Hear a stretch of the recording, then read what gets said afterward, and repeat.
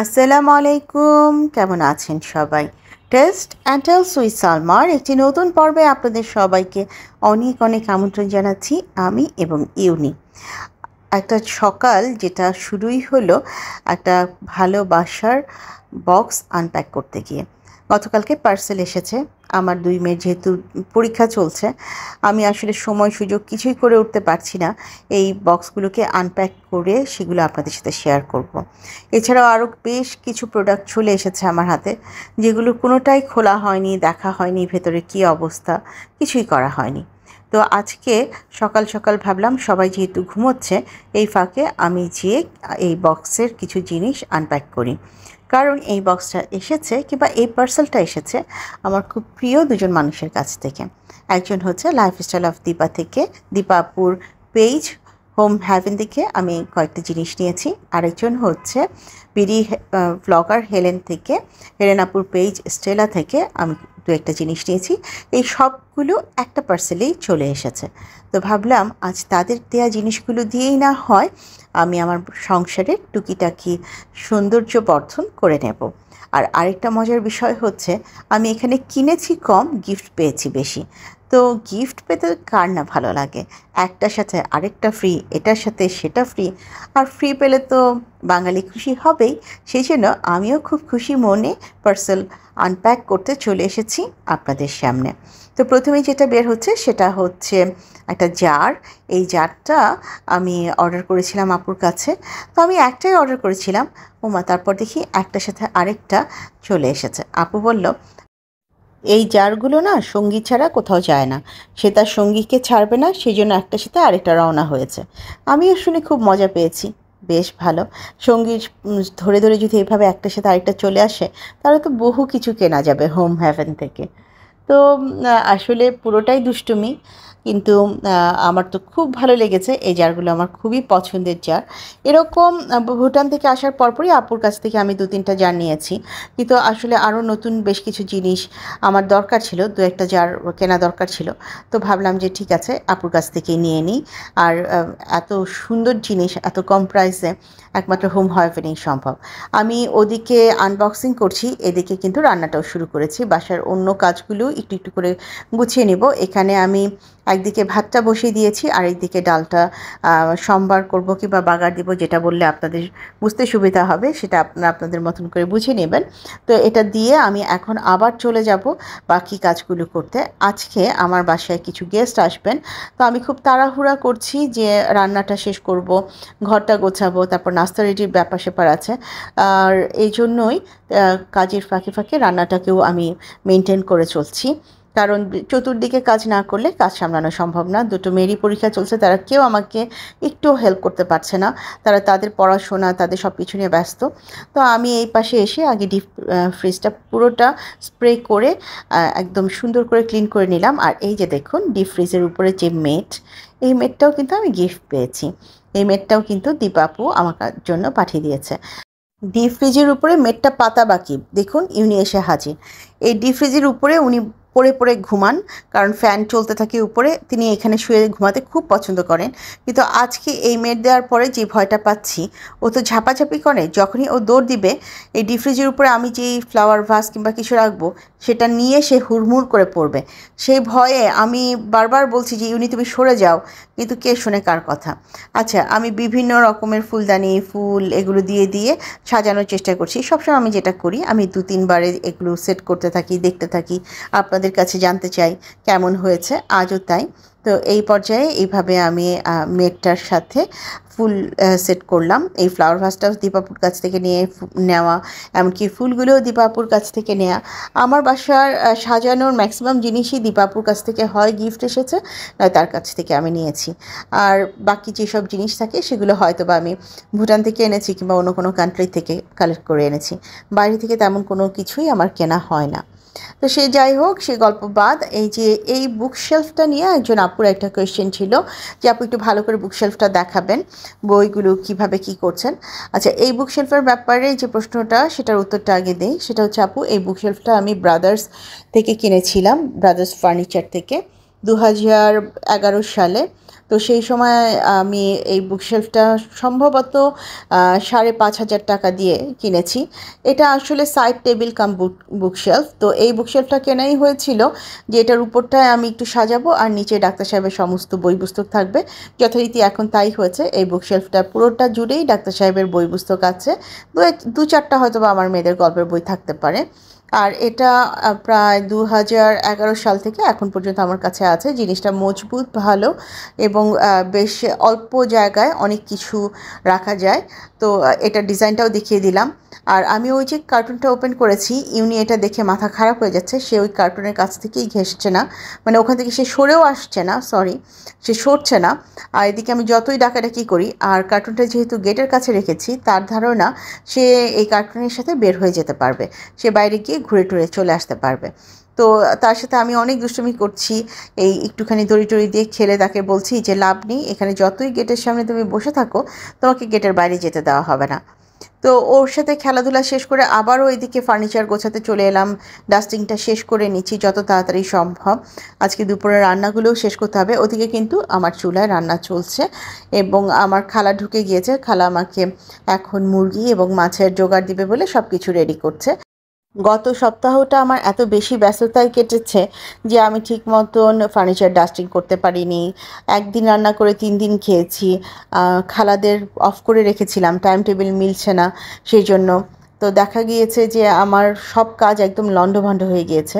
তো আজকে চেষ্টা করেছি আগে বাড়িঘর সুন্দর করে গুছিয়ে নিয়ে ডাস্টিং শেষ করে নিয়ে তারপরে রান্নাগুলো শেষ করব। এছাড়াও বিকেলে যেহেতু আমার একটু চায়ের মেহমান আছে, তাদের জন্য একটু নাস্তা গোছাতে হবে। তো সেই অংশটা আমি অন্য আরেকটা ব্লগে আপনাদের সাথে শেয়ার করব। তবে আজকে যে অংশটা কাজ করছি সেটা হচ্ছে যে আমাদের আজকে দুপুরে কি রান্না হচ্ছে সেটা। তো এখানে রান্না হচ্ছে, একদিকে আমি মাছ বসিয়ে দিচ্ছি, রুই মাছ ঢ্যাঁড়স দিয়ে, আস্ত ঢ্যাঁড়স দিয়ে রান্না হবে।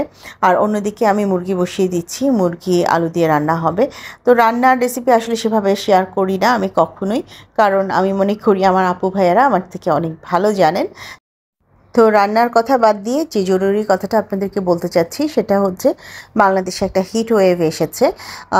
8 তারিখ থেকে 14 তারিখ পর্যন্ত সম্ভবত এই কয়েকদিন এই হিট ওয়েভটা থাকবে।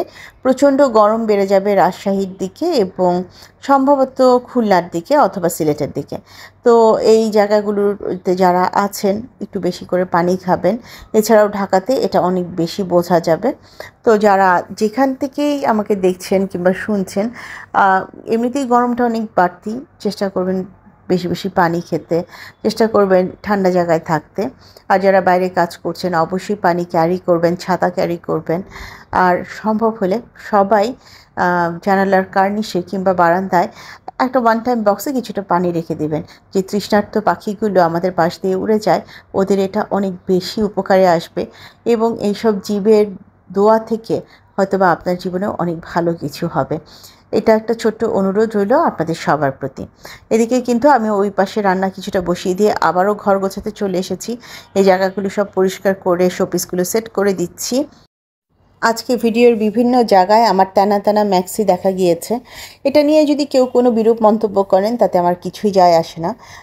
এইসব টানা টানা ম্যাক্সির যে কী পরিমাণ আরাম এবং অবদান আমার জীবনে আছে সেটা আমি আর কাউকে বলে বোঝাতে পারবো না। ছেঁড়া ফাটা টানা কাপড়ের মধ্যে যে কী আরাম লুকিয়ে আছে সেটা যারা পশ লোকজন তারা খুব অল্পই বুঝতে পারবেন। যারা আমার মতন মানে ভেতো বাঙালি তারাই বুঝতে পারবেন যে এটার মধ্যে কি একটা আরাম জুড়ে আছে। তো ওই জিনিসটাকে একটুখানি ইগনোর করে নিয়ে তারপর ভিডিওটা দেখবেন। যদিও আমার এই টানা টানা কাপড়ের প্রতি আমার হাজব্যান্ডের যথেষ্ট বিরক্ত রয়েছে। তো যখনই সে আমার কাছে বলে যে এইসব কি, আর একটু ভালো কিছু পরলেও তো পারো, তখনই তাকে আমি বলি তুমি লুঙ্গি ছেড়ে শর্টসে চলে আসো, গেঞ্জি ছেড়ে ভালো টি শার্টে চলে আসো। তারপর সে আর আমার সাথে কোনো তর্ক বিতর্ক করতে যায় না। গল্প করতে করতে মোটামুটি এদিকটা গুছিয়ে নিয়েছি। এখন কিছু লাইভ প্ল্যান্ট এখানে এনে দিব, কিছু গাছ এনে সাজাবো সেটাই চিন্তা করছি। বাইরে যে তাপ, আমি 2 বেলা করে গাছে পানি দিচ্ছি একেবারে রুটিন ধরে ধরে, কারণ এই তাপে গাছ বাইরে থাকলে আসলে টিকবে না। বারান্দা থেকে কিছু গাছ আমি করিডোরের সামনে নিয়ে এসেছি, কিছু গাছ ভেতরে রাখবো, তা না হলে আমি আমার এই প্রিয় গাছগুলিকে বাঁচাতে পারবো না। আবার কিচেনে চলে এসেছি, এখন একটু চিকেনটা বসিয়ে দিয়ে আবার চলে যাব বাকি কাজগুলো করতে। আজকাল ফেসবুকে ঢুকি শুধু বিনোদন নেবার জন্য, বিনোদন আর বিনোদন, ব্যাপক আকারে বিনোদন। এই যেমন দেখছি দুপুরবেলা যিনি মরে যাচ্ছেন তিনি আবার 4-5 ঘন্টা পরে স্ট্যাটাস দিয়ে জানাচ্ছেন তিনি বেঁচে আছেন। আবার এমনও দেখছি কোনো একজন বয়স্ক মহিলা তার ইয়াং বয়ফ্রেন্ডকে নিয়ে এমন বিপদে পড়েছেন যে তিনি তার বয়ফ্রেন্ডকে রাখবেন না ছাড়বেন না ধরবেন না কি করবেন নিজেই ডিসিশন নিতে পারছেন না। তো যাই হোক, এইসব বিনোদনের মাঝে মাঝেই আমার ছোটাছুটিময় জীবন এগিয়ে চলছে। তো ওদিকে কিছু কাজ শেষ করে আবারও কিচেনে চলে এসেছি মুরগি বসিয়ে দিতে। যারা আমার মুরগি রান্নার মধ্যে এই মুরগির পায়ের লম্বা লম্বা আঙ্গুলগুলো দেখে খুব বিরক্ত হন, মনে মনে ভাবেন এ মা, এটাও খেতে হয়, এটাও খান, তাদের জ্ঞাতার্থে জানাচ্ছি এই পাগুলো খেতেই আমরা সবচেয়ে বেশি পছন্দ করি। আমার 2 মেয়েকে রান্না দিয়ে যদি মুরগির এরকম পা দিয়ে দেওয়া হয় তাহলে তারা বেশি পছন্দ করে খাবে। এদিকে মাছ রান্নাটা শেষ, সেটাকে আমি একটু বাটিতে বেড়ে নিচ্ছি। আর অন্যদিকে আমার মুরগিটাও কষানো শুরু হয়ে গেছে। আজকে মুরগি রান্না করব গুঁড়া গুঁড়া যে গোল আলুগুলো আছে সেগুলো দিয়ে। এই আলুগুলো ভাজি খেতে যেমন ভালো লাগে, মুরগিতে দিয়ে খেতে ভালো লাগে, আলুর দমে দিয়ে খেতে ভালো লাগে, সব কিছুতেই এই ধরনের গুঁড়া আলু খেতে আমার ভীষণ ভালো লাগে। তো আমি এই আলুগুলো অনেক দিন পর পেয়েছি। তো খুশিতে ঠেলায় মোটামুটি 2 কেজি আলু কিনে ফেলেছি। কিন্তু বিশ্বাস করেন, এই আলু সিদ্ধ করার পর ছিলতে একদম খবর হয়ে যায়। এই যে আমি এই গুঁড়া আলুগুলোর কথাই বলছিলাম, এই আলুগুলো ছিলতে আমার একেবারে খবর হয়ে যায়। তবে ভাজি খেতে খুবই ভালো লাগে। আমি খুব ভালো করে এগুলোকে ধুয়ে চাকচাক করে কেটে আলু ভাজি করে ফেলি, তখন ছোকলাটা সাথেই থাকে, এমন কোনো সমস্যা হয় না। তো এই আলুটা অনেকদিন পরে পেয়ে এক গাদা কিনে তো ফেলেছি ঠিকই, কিন্তু সিদ্ধ করে কতদিন খাবো সে ব্যাপারে যথেষ্ট সন্দেহ আছে। এই পর্যায়ে আমি সোজা ডাইনিং টেবিলে চলে এসেছি এবং ডাইনিং টেবিলে আমার যে মেটগুলো বিছানো থাকে, একটা ট্রান্সপারেন্ট পেপার এবং নিচে যে মেটটা বিছানো থাকে সেগুলোকে তুলে নিয়েছি। ওগুলো আসলে একটু ধুয়ে দিব। আর আজকে এই নতুন রানারটা আমার ডাইনিং টেবিলে দেব।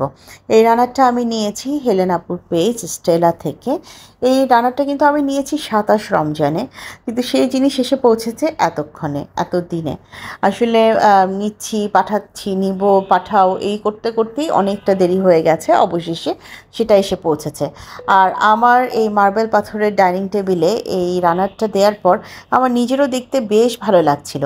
আমি এত বড় রানার কিন্তু পাইনি। আমার এই টেবিলটা কিন্তু বেশ বড় এবং 6 চেয়ারের এই টেবিলে এত বড় রানার কিন্তু আমি পাইনি। এই আপুরটা এত সুন্দরভাবে সেট হয়ে গেল, যেটা দেখে আমার খুব ভালো লেগেছে।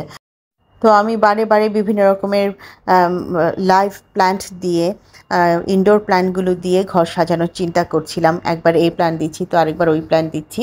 তো অবশেষে ভাবলাম দুটোই থাকুক, একটু সাদার মধ্যে সবুজের ছোঁয়া থাকুক একটুখানি। তো এই চিন্তা করে এভাবেই রেখেছি আপাতত। বর্তমান লুক হচ্ছে আমার বাসার এরকম। তো আপনাদের সাথেও আরও একবার পুরো বাসার লুকটা শেয়ার করে দিচ্ছি। আজ কিন্তু অনেক লম্বা সময় বিভিন্ন জ্ঞান গরিমাময় প্যাচাল পেরে আপনাদের মাথা ঝালাপালা করে দিয়েছে, হয়তোবা বিরক্তও হয়ে গেছেন। তো আজ আর বেশি বিরক্ত করব না। এই পর্যায় থেকে আমি আপনাদের সবার কাছ থেকে বিদায় চাইছি। আমার নতুন বন্ধু, পুরনো বন্ধু, যে যেখান থেকে আমাকে দেখলেন, ভিডিওর কোনো একটি অংশ যদি ভালো লেগে যায় কাইন্ডলি লাইক, কমেন্ট, শেয়ার এবং সাবস্ক্রাইব করে আমাকে এগিয়ে যেতে সাহায্য করবেন। যারা প্রথমবারের মতন আমাকে দেখলেন, ভিডিওটি ভালো লেগে গেলে আমার বন্ধু হয়ে আমার পাশে থেকে যেতে পারেন। আর যারা আমার নতুন বন্ধু হচ্ছেন, কাইন্ডলি আমার কমিউনিটিতে একটু হাই হ্যালো লিখবেন যাতে আমি আপনাদের কাছে পৌঁছে যেতে পারি। তো আজ এ পর্যায়ে থেকেই আমি বিদায় নিচ্ছি।